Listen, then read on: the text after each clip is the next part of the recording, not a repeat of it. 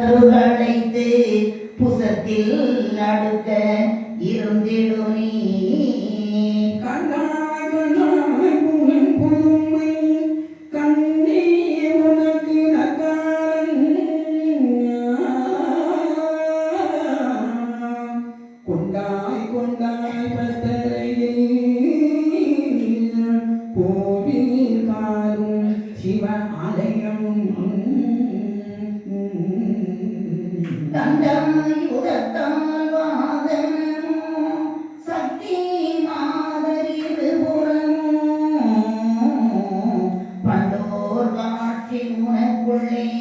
பண்பாய் காணும் என் மகனே காட்சி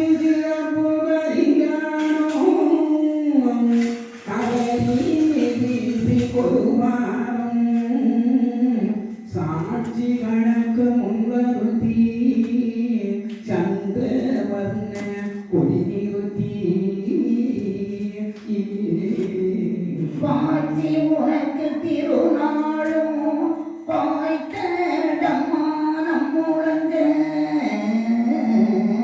காட்சி உனது முன்கானோ கருணை மகனே கலங்காரே பல்லக்கேறி தெருவீதி மகள தேரு நீ நடத்தி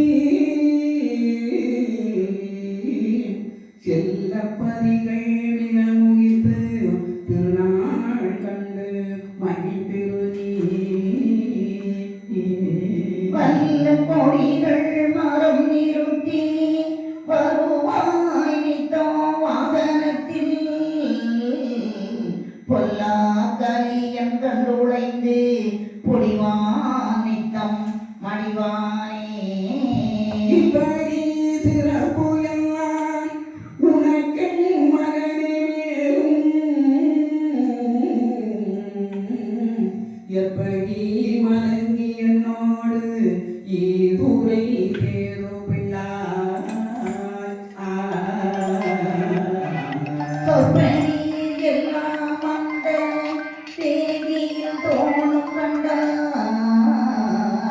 அப்போ நீ அறிந்து கொள்வாய் அப்பனோ நீதான் ஆவாய். நல்ல மகனே, நான் வைத்த விந்தையெல்லாம் நீக்கே நான் சொன்ன பிரகாரம் எல்லை தனியில் வந்து நடத்தப்பா.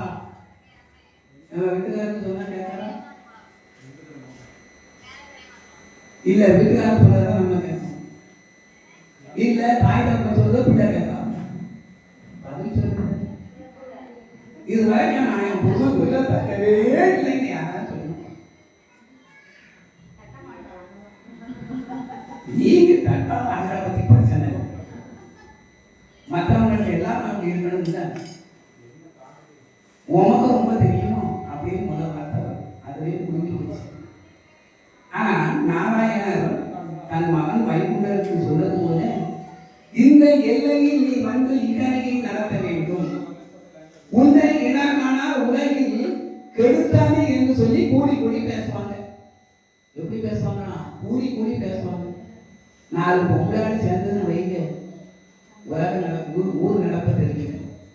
அதே மாதிரி 4 வரட்டு கடையை சேர்ந்தாலும் வச்சிருக்குங்க, ஒரு குடும்பமே காலியாயிடும். உண்மைதானே?